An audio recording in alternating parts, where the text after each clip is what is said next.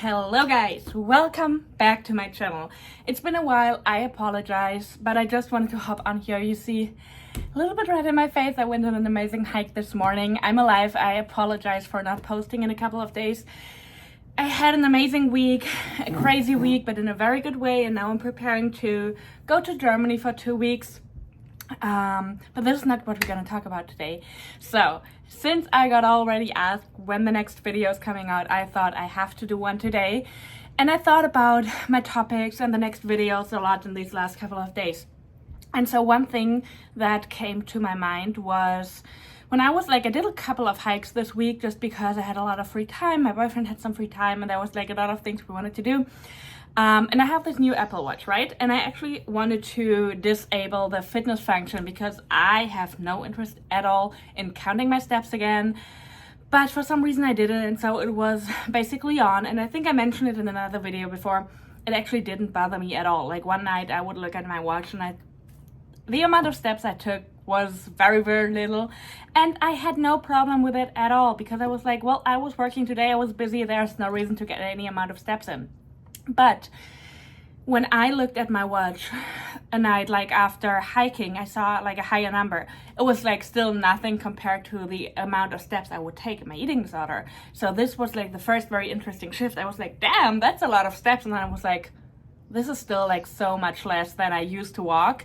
So it was actually pretty nice to see how my mind shifted and how it was like, oh my God, that's a lot of steps. And I did that all today after actually walking double the amount for 10 years straight every day. And then something else that happened was, instead of thinking, oh, now I'm allowed to eat, I was more like, damn, I should actually get a little bit more food in me tonight. I'm not saying that you're just allowed to eat more food if you did a lot of workouts or steps, but it was more the other way around. I was like, oh, I really have to, make sure that I eat enough today, which is nothing you have to be worried about.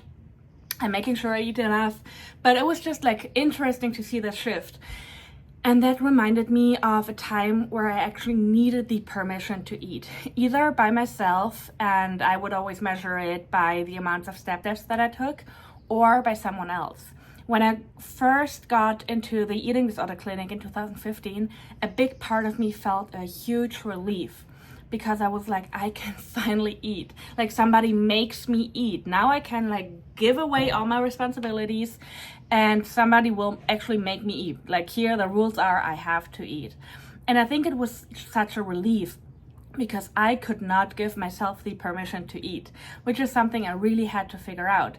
And then later, when I, for instance, wanted to work with a certain therapist and they told me, well, you have to have a minimum BMI to work with me, I was in a situation again where I had to eat. So it was always a little bit easier for me if somebody would give me the allowance to eat, which is crazy because everyone needs to eat and everyone has the allowance to eat every single day, whatever they want to eat, however much they want to eat. Nothing wrong with it. But maybe you are familiar with the thoughts because an eating disordered mind just works different. And we oftentimes have the feeling we need the allowance to eat. And so again, that was super interesting to me because I did not have this thought in a very, very long time. And all those things popped up and it showed me how much has changed, which I decided to share with you guys because I really want to show everyone that you can go from an extreme eating disorder, no matter if you're quote unquote underweight or not, no matter what kind of eating disorder is, but you can go from one extreme to finally normal and balanced again. And for me, it was going from one extreme to extreme hunger and a lot of rest. So people would probably say from one extreme to the other until I finally could find balance again. And this video is just here to show you that this is possible for you too. No matter if it's been 2 years or 10 or 30, it is possible. I'm gonna talk more about our nervous system and neural rewiring in the next few videos. I definitely gonna take a lot of videos in Germany. I have some vlogs planned for you guys. I have a lot of stuff to do. I have a lot of plans. I will keep you posted. So yeah, I just wanted to make a short video about this.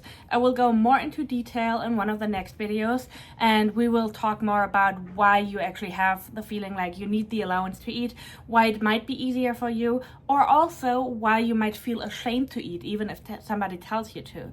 So again, we're gonna put out a lot of content in the next 2 weeks. I can't wait to get back to LA, but I'm also very, very excited to go to Germany.